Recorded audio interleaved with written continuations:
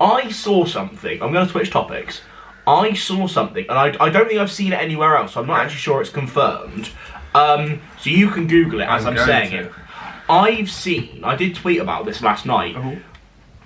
The third Pixar film in a row is being put straight to Disney Plus in Turning Red. Is it? So what I'm gonna So what I'm gonna do is I'm gonna read my. Bearing in mind, I wanted to do a longer tweet, but obviously Twitter is 140 characters. Yeah. So this is. Yeah. Script for Disney Plus release. Yeah. So this was the tweet I wrote yesterday that I think perfectly sums up how I'm feeling about this. If my Twitter will load. But that's so stupid because part of the thing of a film is going to watch it at the cinema and experience it with other people. Like, that's part of the fun. Exactly. Like, imagine if No Way Home had been released straight to. I'd be like, this is mental. Like, whether it's a big film or a little film, I just like going to the cinema. So what I've put is, however bad Turning Red looks, the disrespect Pixar is getting from Disney by making it a Disney Plus exclusive is unreal. That's 3 Pixar films in a row that have been put on there, yet as soon as Lightyear rolls around, Disney will shove it straight in theatres to cash in. Yeah. Because Lightyear is the next, as far I think after Turning Red it's going to be like it. And that's so annoying. Like, it's one of those things that just like, Pixar is getting turned into Blue Sky. They actually are. Like, I'm sorry, for many years Pixar was producing better content than Disney, and to be fair, like, if I was, I don't know, compare Soul to Encanto, I'd much rather have seen Soul in theatres last year, or pushed back so it could be in theatres, than Encanto this year. Like, I swear, like, Raya and the Last Dragon got, like, I know it was also on Disney Plus. Like, it was like, you had to pay for Raya and the Last Dragon. Yeah, you did, or go to see it in cinemas.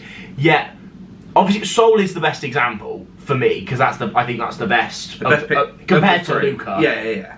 And obviously, Turning Red doesn't look very good. I could already say this will be the bottom of those 3. But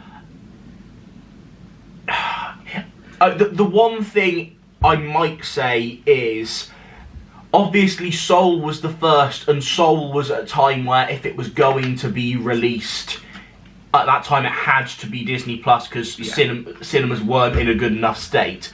And maybe Disney have watched both Luca and Turning Red and have both gone, these films aren't amazing, we'll make them Disney Plus instead. Because that's happened with a couple of other films where they've gone, this isn't good enough, we'll put it on Disney Plus. Yeah, it's... But that makes Disney Plus look bad. It makes Disney Plus look bad, and it kills the cinema industry.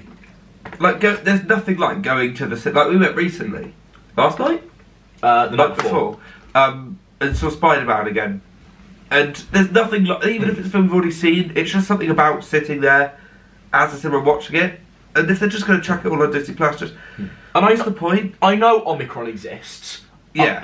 But it's been proved that that's less lethal.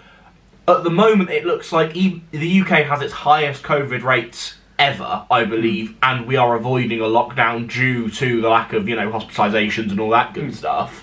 That isn't even sarcastic. Obviously, that's fantastic that hospitalisations are down with the vaccines and Omicron being not quite as deadly. So it just baffles me that why? It doesn't make sense. Like, Pixar is a cinematic studio. They are. They're not it's turning them into it's turning them into a smaller studio. It's like, when I think of Pixar now, I don't think of like Toy Story and Nemo and all that shit. I just think if I was because there was already reports of Pixar being fuming after Luca. If I was a Pixar employee, I would be absolutely fuming. Yeah. Because everyone was going, oh yeah, Pixar are best when they go to original content. That's what we need from Pixar is original content. They've done it. Now we're getting original content, but not. And they're putting it on Disney Plus. But then, as soon as Disney see, Lightyear, that's gonna make money. That's gonna be into To be fair, I cannot wait for Lightyear. Honestly, I genuinely think within the next year there'll be almost definitely an Incredibles 3 announcement. Yeah. Like, I can't think of a similar thing, but they will try and Disney seem to be using Pixar now for assets. For example, like, I very much liked the series, but they've made Monsters Inc. into a spin-off series on Disney Plus. Yeah, as good as that was. As good as that was, they've clearly gone, Monsters Inc. is a brand, let's monetize it, when in reality the original was just a great film. They're using Pixar as like a franchise money grabber that they are an animation studio at this point.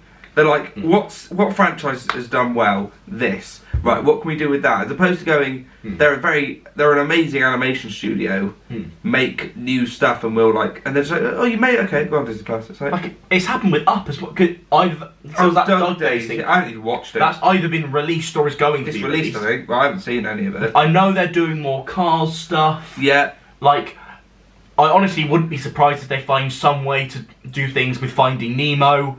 Incredibles 3, I think, is almost definitely on the horizon. Obviously, they did Forky asked the question last year. I wouldn't be surprised if they do more of those like type of things. However much I'd like, and I've spoken about this before, but I would love Toy Story 5 focused on Buzz, and that's like leaving Woody behind completely, giving them like the finale that they deserve, because I don't think they get a proper ending. They're barely in it, to be fair. Obviously Toy Story 3 works as a lovely ending for them, but then with Toy Story 4 it kind of ruins that. It kind of takes away from their ending by seeing them again almost. Yeah.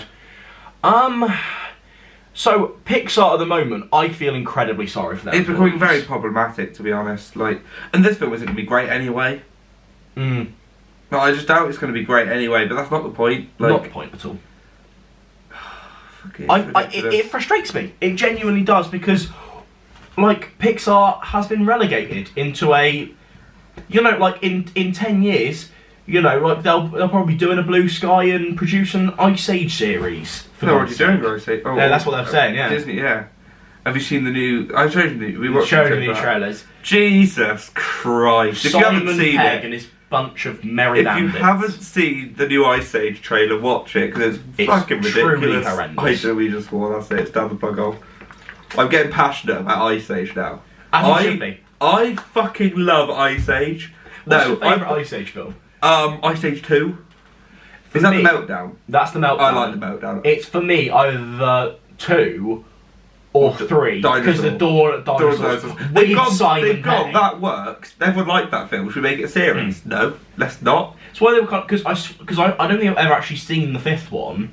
Collision Course. Yeah, it's all right. But I swear they were just like, oh yeah, we'll just bring back Simon Pegg, because you know, like they did. Well, yeah, but I'm not complaining. More Simon Pegg. But I love Ice Age. People get very like.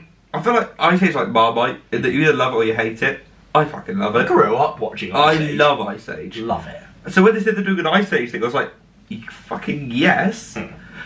But none of the original voice actors are back, other than Simon Pegg for Buck. And it's not like it's obvious that it's not the voice actors.